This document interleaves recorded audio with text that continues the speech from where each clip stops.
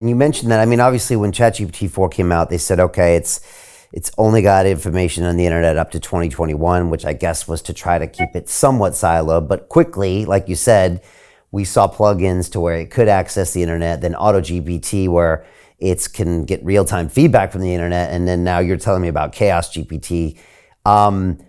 You know, and then every week something new is coming up here with that. Yeah.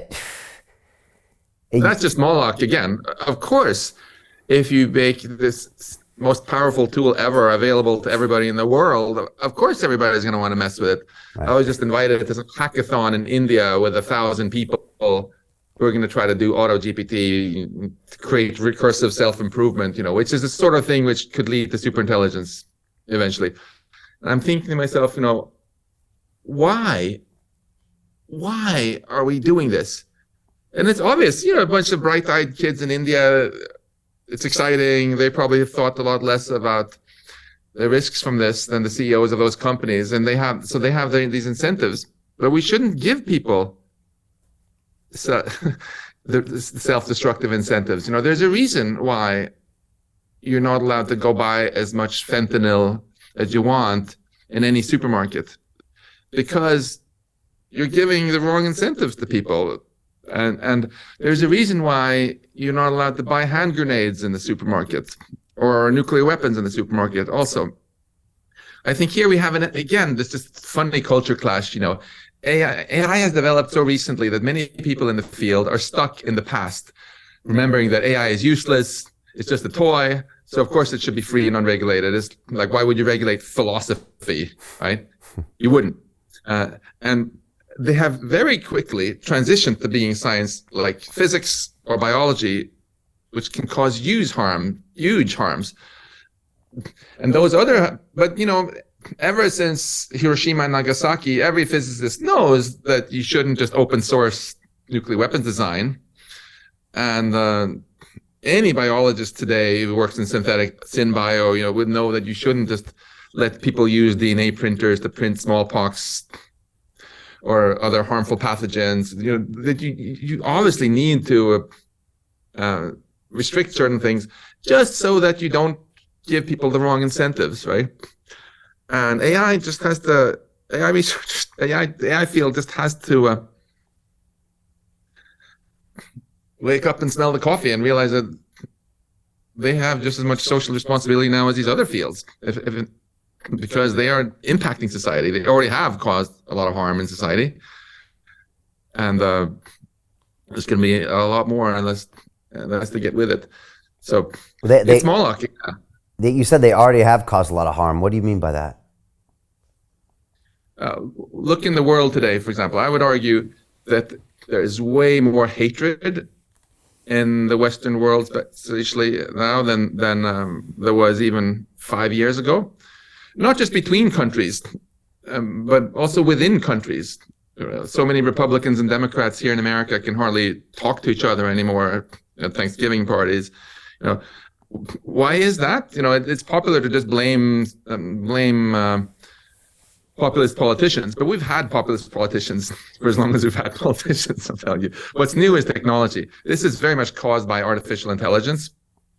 We have these super powerful algorithms used by social media companies that were given the very innocent seeming goal of growing the profits of these companies by maximizing engagement.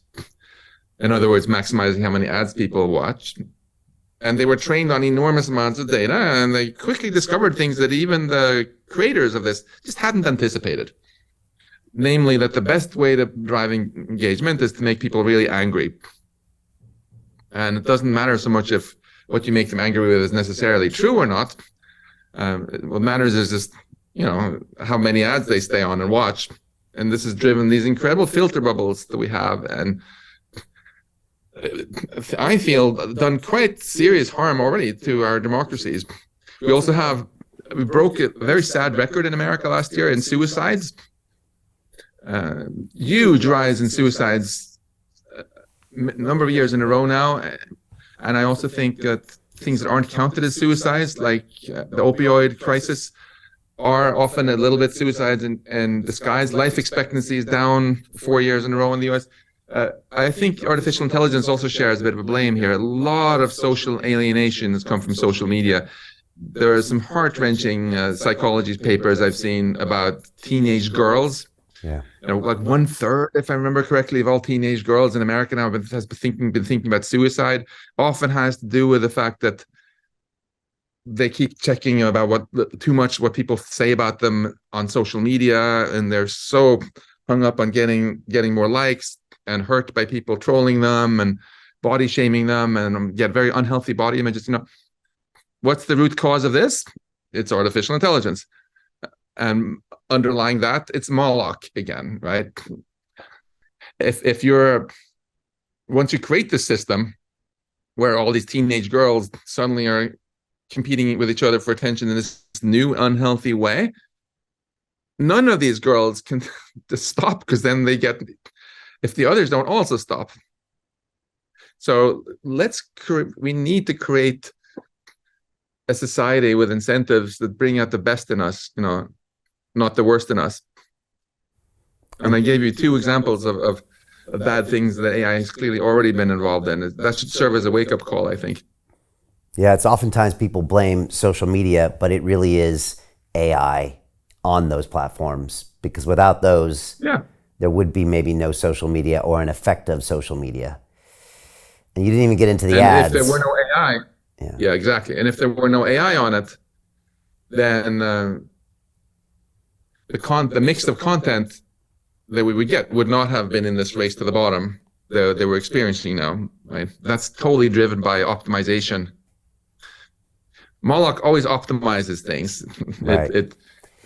There's some kinds of competition that's very healthy. If you ask what does the free market help with, sometimes competition is good. You get better deal on bananas if there's more than one seller, and so on. So we want to make sure that the kind of competitions that we get in are the healthy kind, not the kind where it's an out of control arms race or an out of control race between teenage girls about who can have the most likes or show the most skin in her selfies, or as another just very concrete example, these beauty filters. Liv Bourret made this excellent point recently in an interview that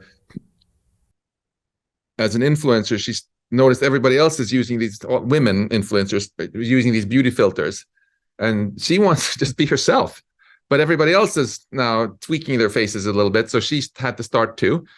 But then everybody's doing it, and then you get an even more extreme beauty filter, and more extreme, and everybody gets sucked into this. In the end, nobody is getting a particularly larger market share than they had before, because everybody's using these beauty filters. Everybody got worse off, and Moloch wins, right? Yeah. So Jim Rickards has just recorded a video that's not available to anyone in the public, and he's going to be talking about how this upcoming recession is going to be fast, it's going to be bloody, it's going to be nasty. But at the same time, he's going to show you how you can position yourself to profit from all of this chaos. Now, we've made this video only available to our viewers. Go to londonreal.tv/Jim. Watch that immediately. I can't say enough good things about Jim Rickards. He understands the global economic system better than any guest I've ever had on London Real. His predictions are almost uncannily true, and you can learn how to profit from his vision, from his expertise, and his understanding of economics. So go to londonreal.tv/Jim or click the link below. It's an excellent, excellent look on what's going to happen in the future and how you can position yourself to profit from that.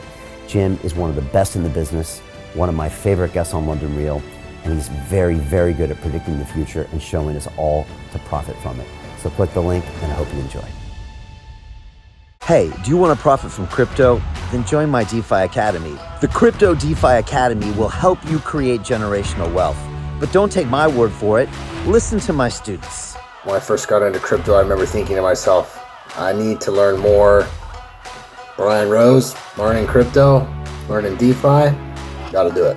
I am so grateful that I jumped in and did this. I had to break through some limiting beliefs that I can do this, that I can afford this, that I can be in this. It challenges the things that are deeply rooted within us. Joining DeFi Academy has been one of the best decisions I have made on my blockchain journey. This course was a life changer, a game changer, a huge eye-opener, coming from knowing practically nothing at the speed of the learning over 4 weeks was just fantastic. The information you provided in this class was invaluable. I feel far more confident in my next steps. You took complex concepts and made them easier to understand. What's different than so many other ones is it just doesn't tell you what to do. It actually makes you do it. This is for people who are serious about becoming traders. This is the way it should be done. I realized from this learning experience again that it is not about what you learn, but about who you learn it from. The energy was insane. I've never experienced such incredible energy on a live call. Brian Rose, you are a legend, my friend. It's the only thing in the market where you can get all information and learn everything what you need to know. Everything is so clear and so well done, and I'm just forever grateful for this program. It made me feel so much more confident about crypto than I did before. I did not anticipate how passionate I was going to become about it. This course has been like a big learning experience for me, not just in the crypto space, but just in overall balance of life. What I've learned is, how to take ownership, of my life in a way that I really hadn't before. Yeah, you can't put a price on that, really. I would recommend it to anybody, top notch. Excellence does not come cheap.